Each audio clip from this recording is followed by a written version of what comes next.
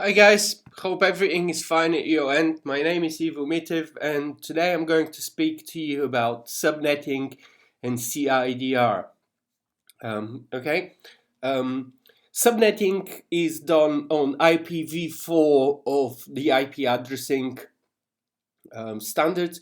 IPv4 is a 32-bit address that is presented in 4 octets divided by a dot in the middle. Right here you can see an example of an IP address. It's called an octet because it consists of 8 bits if you present this in binary. The IP address consists of a network portion and a host portion of the IP address. Depending on how many bits are allocated for the network portion and the host portion, they're divided into classes. This is class A, class B, and class C, respectively. 8 bits for the network portion, 16 bits for the network portion, and 24 bits for the network portion of the IP address. If that does not make sense yet, just bear with me, and it is going to start making sense in a minute when I explain to you how routing works and how packets travel through the network in the world.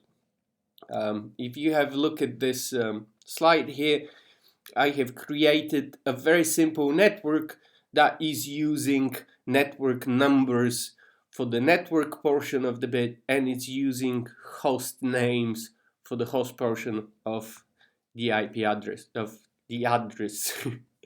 So this is a simplistic network which we're going to use just so we can get the logic of how routing works. So in here we have network 4. On network 4 we have host 8, host 9, and here we have network 2 and network 1, and each of them have their own host. Now, if host 6 wants to communicate with host 9, it will have to do the following addressing. It will have to say, well, I want to communicate with network 4, host 9. So the complete address for host 9 from the point of view of host 6 will be network 4.host9. If host 6 wants to communicate with host 7, it can communicate directly because they will be on the same physical segment. Now, when host 6 sends a packet destined for network 4 host 9, it will have to send it to its default gateway, which is router 1. Router 1 will have to then go through its routing table, which will look something like this, and it will say, ooh, where is network 4? It will say, ooh, I need to send this packet to network 4. Where is network 4 for me? Network 4 for me is available via router 2, so it will send that packet to router 2. Router 2 will go through its routing table, which is this one here, and it will say, network 4, where is it? It goes through its routing table. Network 4 is available for me via router 3, so it will send the packet to router 3, and router 3 will say, oh yes, I am directly connected to network 4. Here's the packet, host 9 on network 4. And when host 9 communicates back, it will say, I need to send network 1.host6, and it will go through the same steps, going through the routing table, selecting where to send the packet, going through the routing table, selecting where to send the packet, and then sending it at the end to network to host 6. In the real world, we're using IP addresses for this and not network numbers. IP addresses look like this, and as I said, there is a network portion and a host portion of the IP address, and this is dictated by the subnet mask. The subnet mask specifies which portion of how many bits are allocated to the network portion of the IP address and how many bits are allocated to the host portion of the IP address. So it's which part is the network. In here we have 255.255.255.0 as a subnet mask. That means that all the first 3 octets are allocated to the network portion, and the last octet is allocated to the host portion of the IP address. The routers perform this, and the computers do this by doing a Boolean AND operation. So they convert the IP address and the subnet mask into binary, which look like this. This is the IP address, this is the subnet mask, and then all routers and computers that are dealing with addressing and sending of packets will be performing every time an AND operation that would give them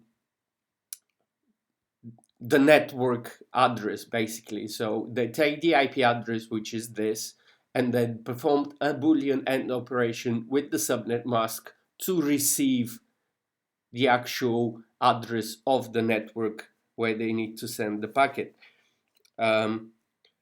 So in here, if host 3 needs to send a packet to host 1, it will send the packet destined to this IP address 128.96.34.15. Okay, host 3 will perform a Boolean AND operation.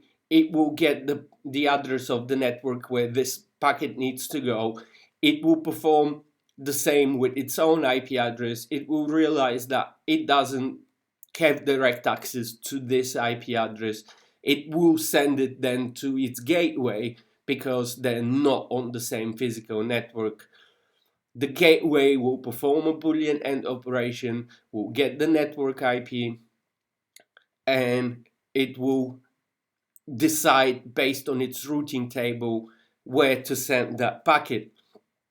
Router 1 will say, oh yes, 192.96.34 subnet is available for me via router 1, and it will send the packet to router 1. Router 1 will perform the same operation.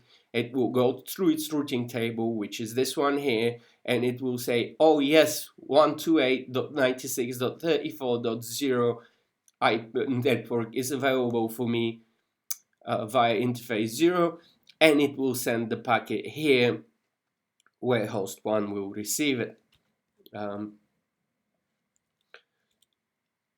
So going back here, this I hope makes a lot more sense now, because you can see how classes were formed to create networks and hosts.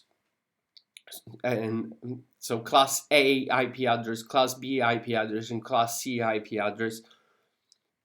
In a class C IP address, 24 bits are allocated to the network portion, 8 bits are allocated to the host portion, and that gives us 254 hosts on every network that can be formed in a class C IP address.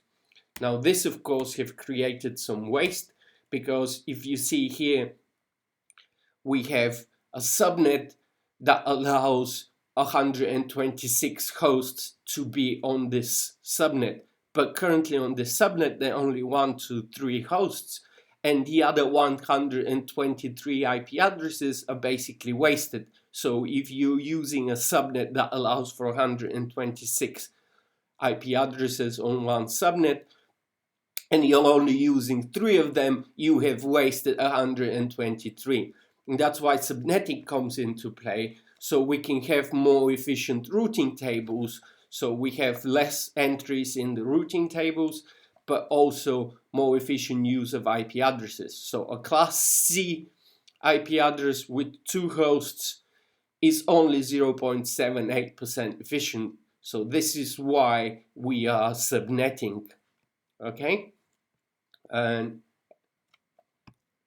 we can subnet to different lengths. So in here, as an example, we have taken a class B IP address and we are subnetting it further to a /24, and we can even subnet it even further to a /29 to a /30, where in a /30 we will only get 2 usable IP addresses and we'll have less waste. Okay, I hope you have enjoyed the lecture, and IP addressing and subnetting makes a lot more sense to you now. Thank you for your attention.